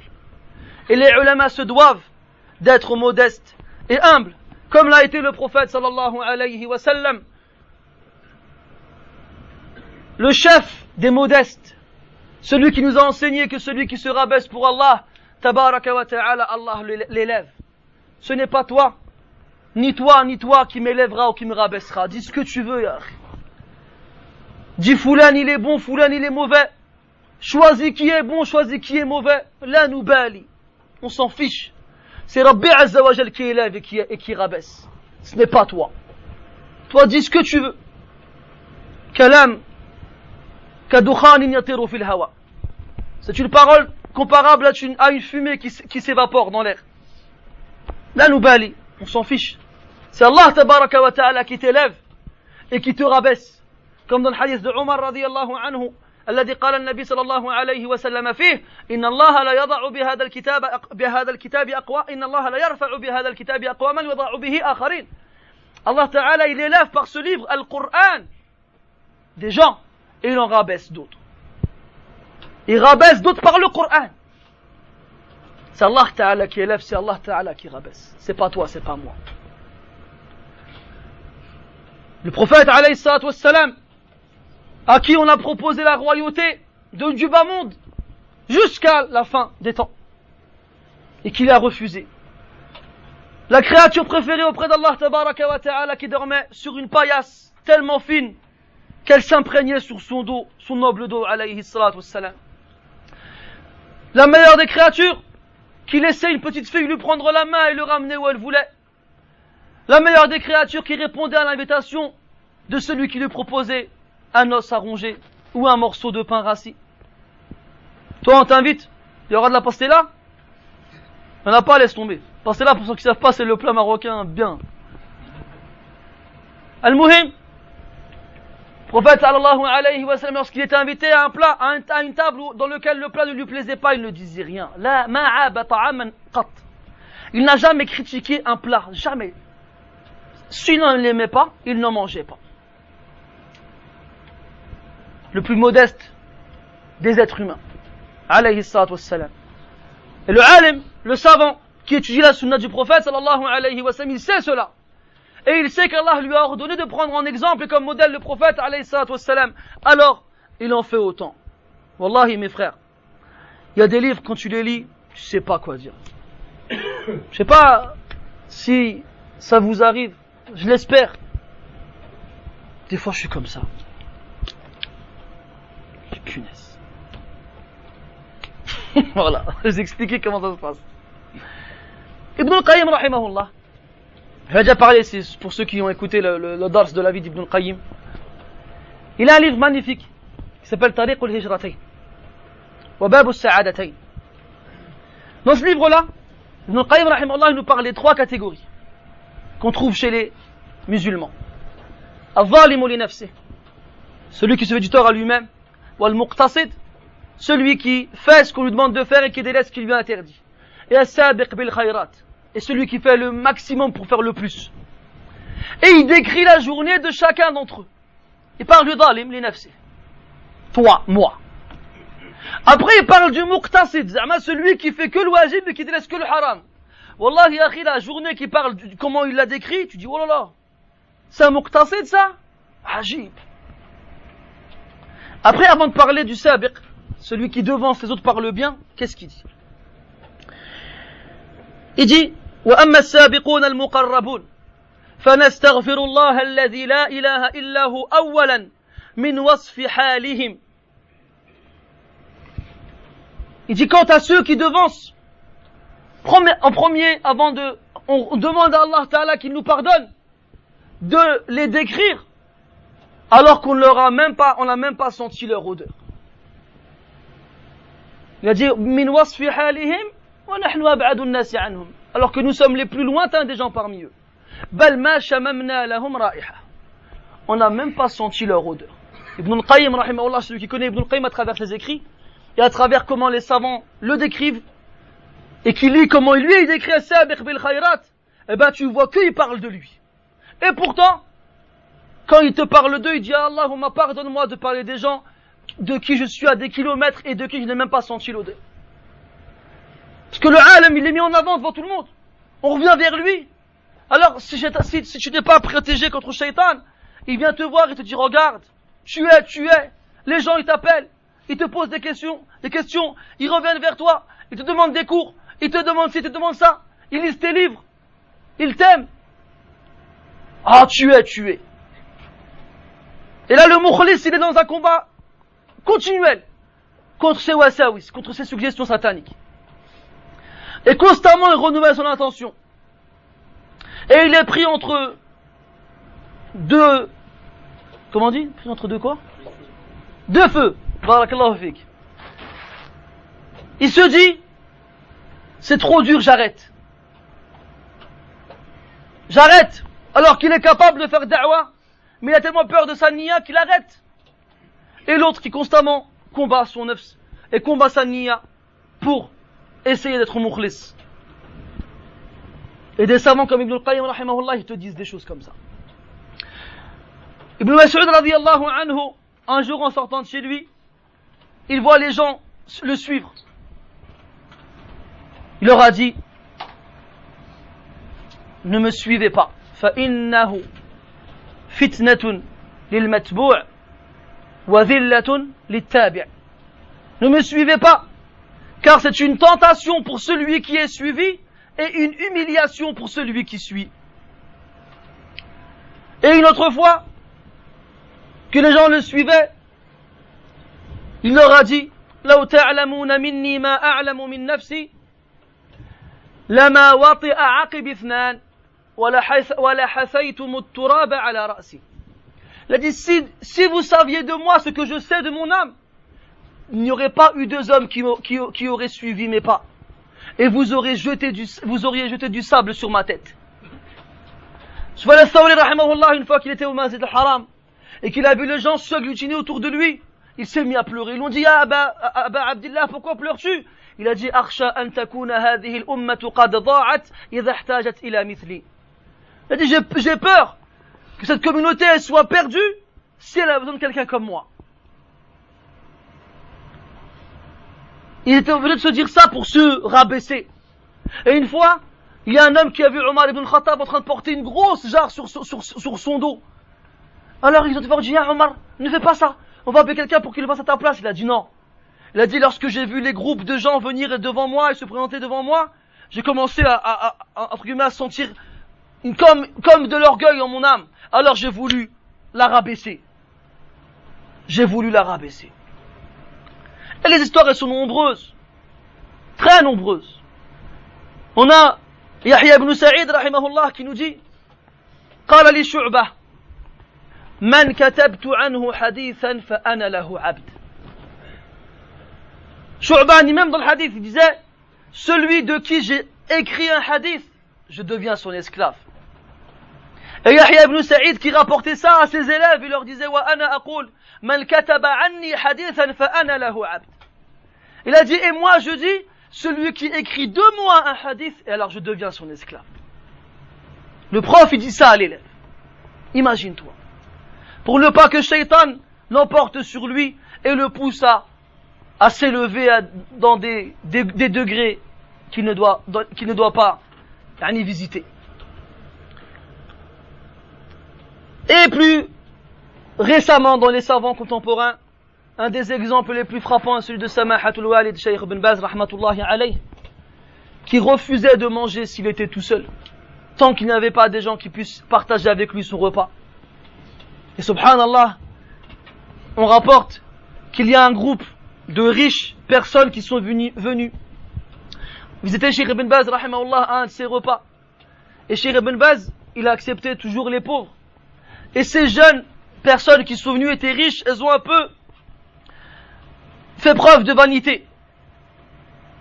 Et ont essayé de s'asseoir à côté de Shaykh en mettant en avant leur rang social. Alors Shaykh rahimahullah, il a refusé à ce qu'il s'assoie à côté d'eux. Il a demandé à ce que les pauvres s'assoient à côté de lui. Et il n'a pas adressé une parole aux riches. Et il a passé la soirée à interroger les pauvres. Al-Fuqara. Et le prophète dit dans son invocation, alayhi salatu wassalam: warzuqni wa ish Allahumma inni as'aluka fi'la al-khayrat wa tarka al-munkarat wa hubba al-masakin. Le prophète demandait dans son invocation qu'Allah lui permette de faire le bien, de délaisser le mal et d'aimer les pauvres. Car Allah dit dans le Coran: wa amma as-sa'ila fala tanhar. Quant à celui qui mendie, ne le repousse pas. Et comme les savants ils disaient du prophète en le décrivant dans certains vers poétiques, il ne disait là que dans son tashahhud, que quand il disait la ilaha illallah. C'est la seule fois où il disait non. Sinon il disait jamais non. Et il éprouvait de l'aversion, alayhi salatu wassalam, lorsqu'on lui demandait quelque chose, de laisser la personne repartir les mains vides. Et il demandait: donnez-lui quelque chose. Donnez-lui quelque chose. Aimer les pauvres, c'est une sorte de modestie. Et rester avec les pauvres et les faibles, c'est une sorte de modestie. Et quand tu vois une personne qui refuse de rester avec les gens, entre guillemets, de la basse société, et qui préfère rester avec les gens de la haute société, Hada, il a des choses à revoir au niveau de sa modestie. Quand il donne le hadith, alayhi sallam, Ala tunsaruna wa turzaquna illa bidu'afaikum wa fuqaraikum. Vous ne serez secourus et nourris que par vos pauvres et par vos faibles. Et Omar radiyallahu anhu disait, Al-qawiyu indi da'ifun, حتى يؤخذ الحق منه والضعيف عندي قوي حتى يؤخذ الحق له. Le fort auprès de moi il est faible jusqu'à ce qu'on prenne son dû, jusqu'à ce qu'on prenne son dû, et le faible auprès de moi il est fort jusqu'à ce qu'il obtienne ce dont il a le droit. والأمثلة كثيرة. التواضع mes frères, la modestie, est un des comportements que le savant se doit d'avoir. Et c'est ce que les savants nous ont enseigné à travers leur vie. Quatrièmement, al-amalu bil-ilm, la mise en pratique de la science. Car la science est un arbre qui donne comme fruit la mise en pratique. Et comme vous le savez tous, ô vous qui avez tous étudié les 3 fondements, on apprend au début de ce livre qu'il est obligatoire pour chaque musulman et musulmane d'apprendre 4 cas. Premièrement, la science, et c'est la connaissance d'Allah, de son messager et de la religion de l'islam avec les preuves. Deuxièmement, la mise en pratique. Et Al-Bukhari, rahimahullah, dans son kitab, il a intitulé un chapitre Al-ilmu qabla al-qawli wal-amal. La science avant la parole et l'action. Et l'action suit la science. Allah tabaraka wa ta'ala s'est mis en colère contre les juifs car ils n'ont pas mis en pratique leur science. Et celui qui apprend sans mettre en pratique sa science sera ressemblé aux juifs dans cela.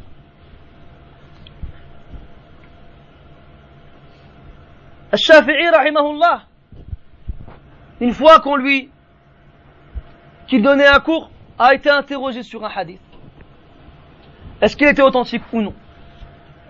Il a répondu oui, il est authentique. Alors l'homme qui lui a posé la question, il lui dit, est-ce que alors tu vois qu'il faut l'appliquer? Alors Al-Shafi'i rahimahullah, il est devenu rouge. Il lui a dit, est-ce que tu m'as vu sortir d'une église? Est-ce que tu m'as vu porter une kippa? Depuis quand, malheur à Shafi'i, s'il dit qu'un hadith il est authentique et qu'il ne le met pas en pratique? Et on a été voir Al-Hasan al-Basri rahimahullah, on lui a dit, ya Aba Saïd, fais-nous une exhortation sur le fait de libérer les esclaves. Il leur a dit d'accord. Les jours sont passés, les semaines sont passées, les mois sont passés. Et enfin, un jour, Al-Hasan rahimahullah, il fait une maw'idha sur le fait de libérer les esclaves. Une exhortation. Alors elle était magnifique. Et les gens en sont sortis retournés et bouleversés. À la fin, ils ont été le voir, ils l'ont remercié d'avoir fait une telle exhortation, mais ils lui ont dit, Ya Aba Saïd, pourquoi as-tu mis autant de temps à nous exhorter sur cela? Alors il a répondu, je n'avais pas d'esclaves, et je n'avais pas les moyens de m'en acheter un.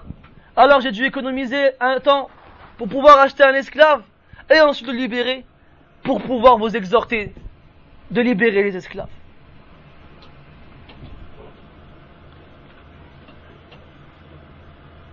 Abdul Razak, rahimahullah, fi musannafihi, il rapporte que Ali radiyallahu anhu a dit, il a parlé de certaines fitanes, des tentations qui auront lieu à la fin des temps. Alors Omar radiyallahu anhu, qu'il a écouté, lui a demandé Mata dhalika ya Ali, quand est-ce qu'aura lieu tout cela, ô Ali? Alors Ali a répondu radiyallahu anhu, Idha tufukkiha li ghayri ad-din وتعلم العلم لغير العمل والتمست الدنيا بعمل الآخرة. Il a dit, lorsqu'on apprendra la science pour autre que l'islam, pour autre que la mise en pratique, Et lorsque on recherchera ce bas monde avec les actions que l'on consacre à l'au-delà. Allez, il arrivera une époque où les gens ils apprendront le din, ils apprendront la science, mais ils ne la mettront pas en pratique. Et ce temps est malheureusement arrivé depuis longtemps. Comme nous disait Ibn Mas'ud radiyallahu anhu en parlant des compagnons, il disait que les Sahaba radiyallahu anhum ne dépassaient pas l'apprentissage de 10 versets tant qu'ils n'avaient pas appris la science que ces versets contenaient et qu'ils ne les avaient pas mis en pratique. On sait tous que Omar radiyallahu anhu a mis des années à apprendre le Baqarah.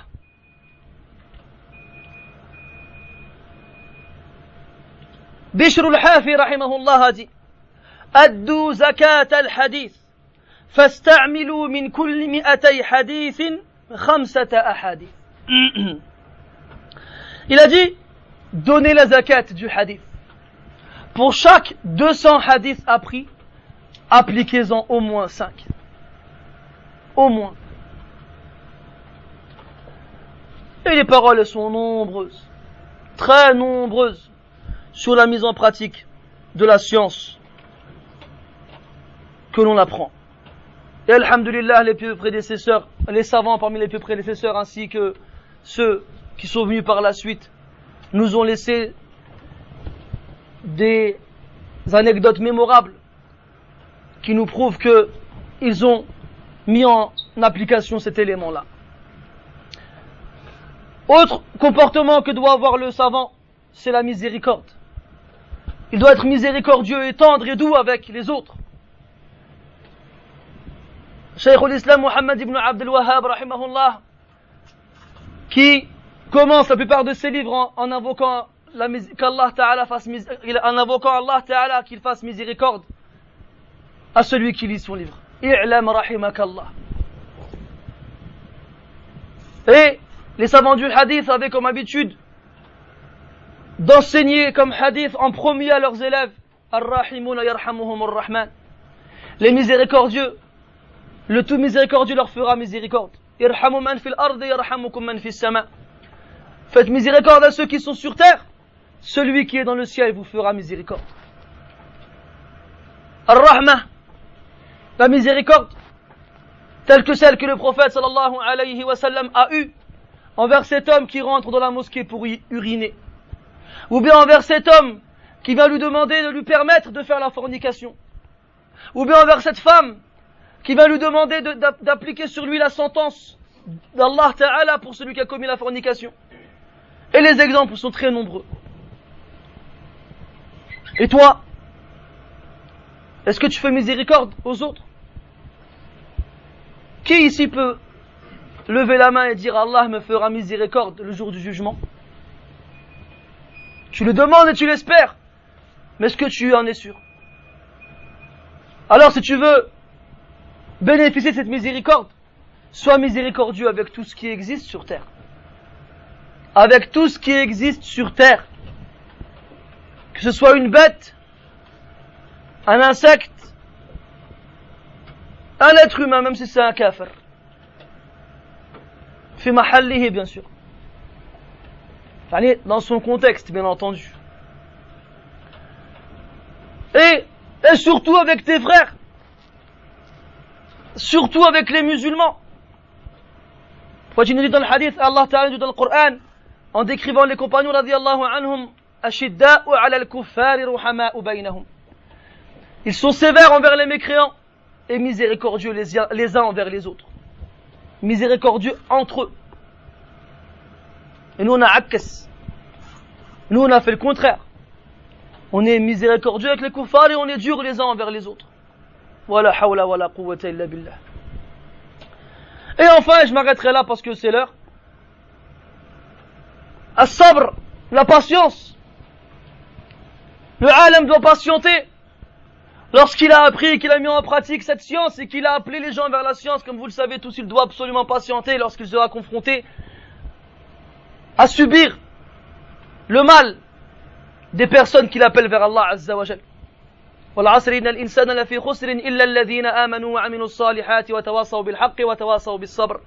Par le temps, l'homme certes est voué à la perdition, sauf ceux qui croient et font des actes pieux et s'enjoignent mutuellement la vérité et s'enjoignent mutuellement la patience. La patience.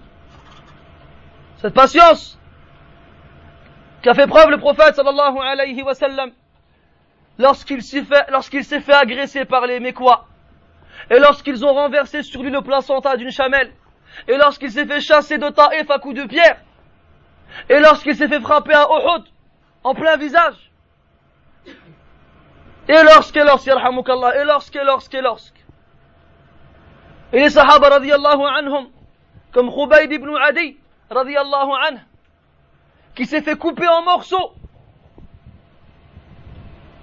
et Soumaïa, la mère de Ammar, qui s'est fait transpercer par une lance, ainsi que son mari. Et les exemples sont nombreux.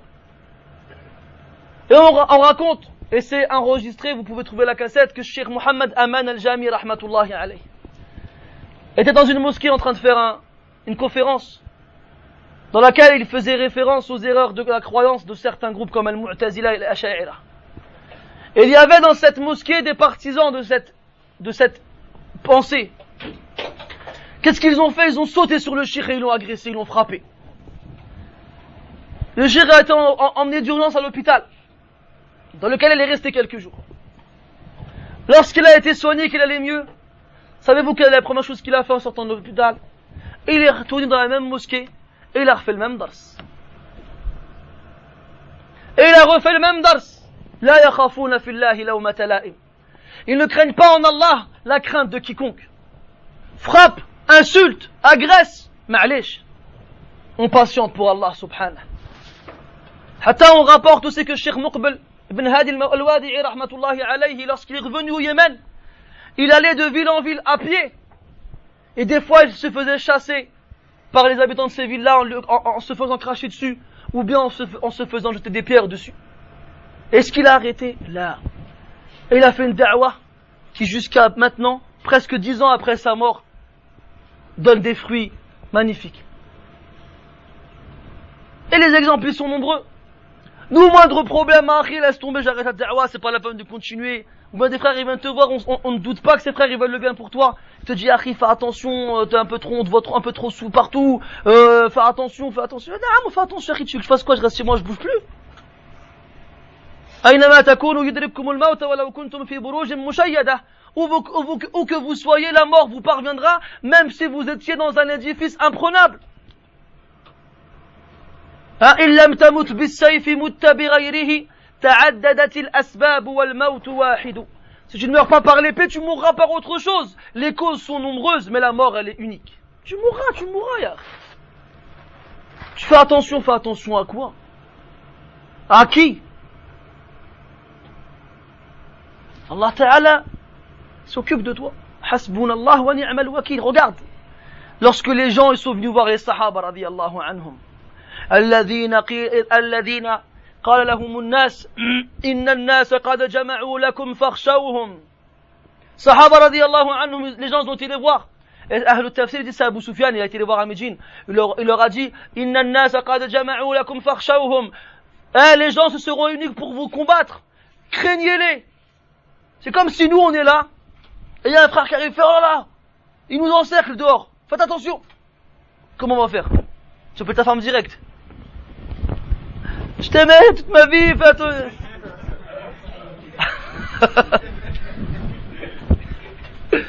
Qu'est-ce qu'ils ont répondu les sahaba radiyallahu anhum? Avant de répondre, la première réaction, ziyadatul iman, fazadahum imana. Sauf subhanallah. Ce qui va te faire rajouter de la peur à toi, eh ben à eux ça leur rajoute de la foi. Ça leur rajoute de la foi. C'est un billet? C'est pas un billet. C'est une facture. Al-Muhim. Et qu'est-ce qu'ils disent à la fin? Hasbunallahu wa ni'mal wakil. Allah nous suffit. Et quelle meilleure garantie? Allah il te suffit, akhi, ma tkhafsh. N'aie pas peur. T'as aqwa al-aqwiya. T'as le plus fort des forts avec toi. Pourquoi t'as peur? De quoi t'as peur, subhanallah? Fais attention. J'ai jamais entendu une parole qui veut dire autant rien et autant plein de choses en même temps. Je dois faire quoi? Je bouge plus? Dis-moi, je sais pas comment faire. Explique-moi comment faire. Attention, Madri. Al-Muhim. Faut patienter. Le alim il patiente. Cheikh Al-Uthaymin, rahimahullah, il faisait des cours avec Cheikh Saadi. Et ils étudiaient un livre qui s'appelle Nazm al-Waraqat. Si je ne me trompe pas, c'est ce livre-là, Inch'Allah. Au début, il y avait des dizaines d'élèves. Et le livre était compliqué. Et plus les cours ils avançaient, plus le nombre d'élèves il diminuait. Et à la fin, il n'y a que Cheikh Al-Uthaymin, rahimahullah, qui a tenu jusqu'à la fin du livre. Et Cheikh Saadi, rahimahullah, pour le récompenser, il lui a donné une pomme. Mais en Arabie, il ne savait pas c'était quoi des pommes. Enfin, Ali, ils n'en avaient jamais vu.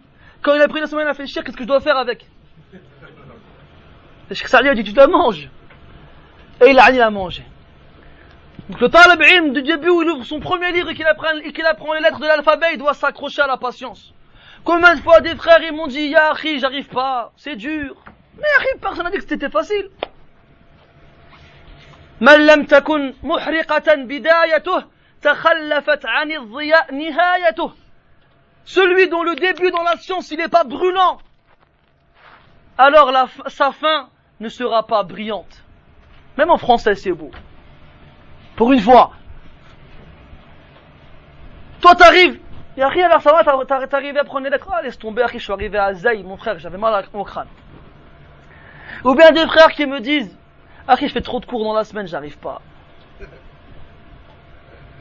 Moi je comprends pas. Quand j'étais au lycée, j'avais 8 heures de cours par jour. 4 heures le matin, 4 heures l'après-midi. 8h30, midi et demi. 1h30, 6h30, je sais pas, c'était pas comme ça, 5h30, c'était pas comme ça chez vous aussi? Pour ceux qui ont été après le BEP. C'était comme ça, non? Après on a fait les malins, on a été à la fac. Bon, on voit que c'était plus zen. Mais quoi qu'il en soit, t'es passé de la primaire, 3h le matin, 3h l'après-midi, 6h. 4 fois par jour, par semaine, pardon. Au collège, 4h le matin, 3h l'après-midi, 7h. Pendant 4 ans. 6e, 5e, 4e, 3e. Au lycée, 8 heures, tous les jours. On va dire 4 fois par semaine, je vais y arriver. Et le mercredi matin et le samedi matin. 4, ça faisait, on va dire 5 fois par jour, 5 fois par semaine, 8 heures. Toutes les matières. Français, SVT, sciences physiques, il y avait quoi encore? Histoire géo, espagnol, anglais, tralala. Et tu avais des devoirs dans chaque matière. Et des leçons à réviser dans chaque matière. Et pour ceux qui ont passé le bac ou bien qui passent le bac, actuellement, billah alaykum, combien de matières sur lesquelles vous êtes interrogés dans une période de quelques jours? Pourquoi vous y arrivez là et vous arrivez pas dans talab al-ilm? Je comprends pas. Et pourtant on fait pas 8 heures de talab al-ilm par jour. On ne fait pas ça. On va faire balak 2 heures de talab al-ilm par jour. 3-4 fois par semaine. Bzaf alek. C'est normal, t'arrives pas, Yahri. C'est normal. Il faut se forcer, il faut patienter. Si tu patientes, si tu t'accroches au début, eh ben tu vas y arriver, Yahri, t'inquiète pas. Ne t'inquiète pas, tu vas y arriver, Allah Ta'ala, il va te donner l'assistance dont tu as besoin. C'est comme des imams dans le Nahu, qui comprenaient rien au Nahu au départ. Ils passaient des nuits à lire le Nahu, mais ils prenaient le livre à l'envers, genre. Je comprends rien. À la fin, j'en ai marre, je comprends rien, c'est pas pour moi le Nahu. Et que pendant qu'il voyait du noir, il voit une fourmi qui porte sur son dos un grain de riz. Le grain de riz fait 3 fois la taille de la fourmi.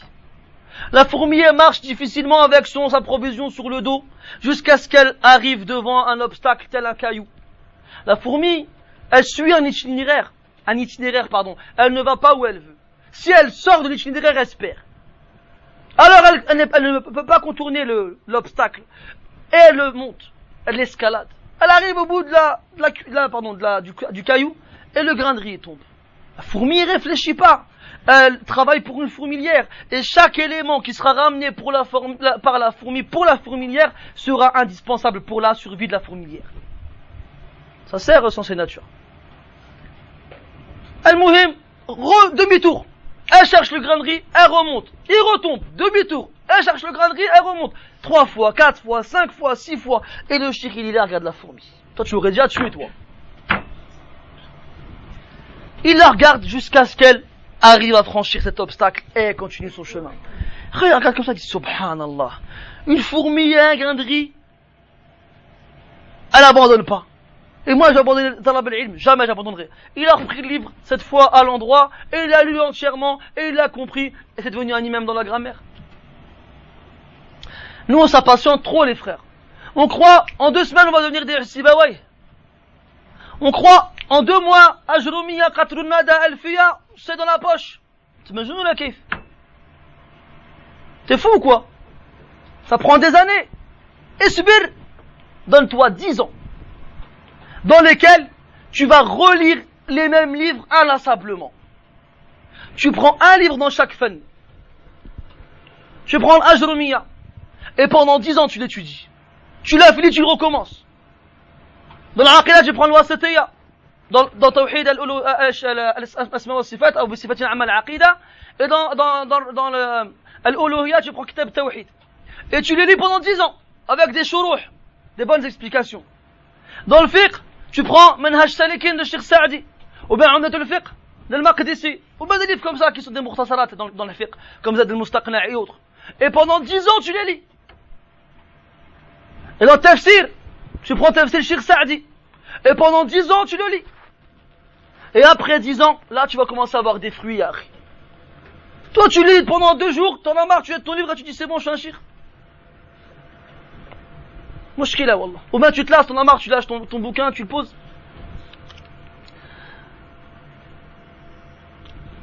Donc, Al-Muhim, je vais arrêter là, pardon, il est minuit, on va vous libérer et puis on va faire l'Isha surtout.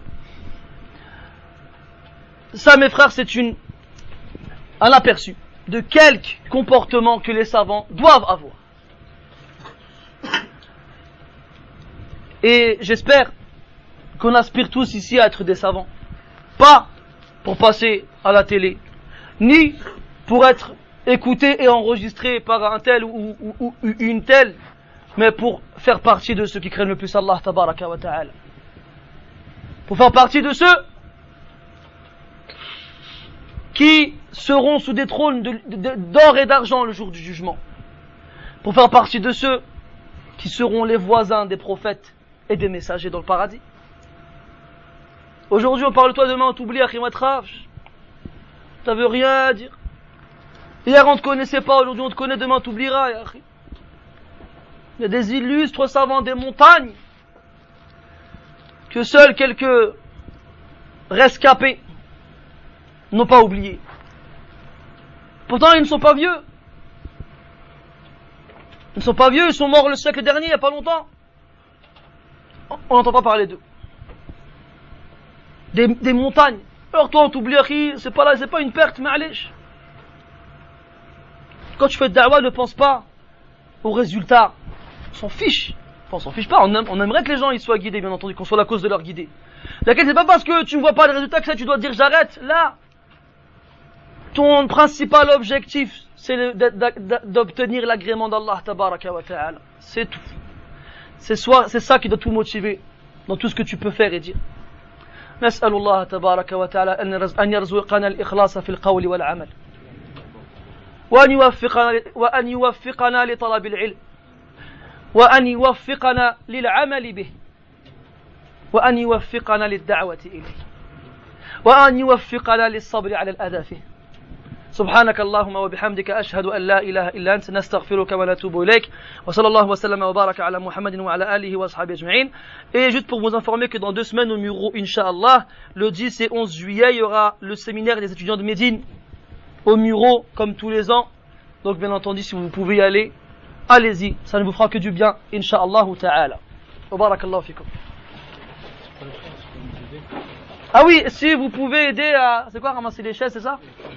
À ramasser les tables qui sont dehors, ceux qui peuvent, bien entendu, nous donner un coup de main pour cela, qu'Allah les récompense. On leur donnera 1 ou 2 merguez qui restent dans le frigo.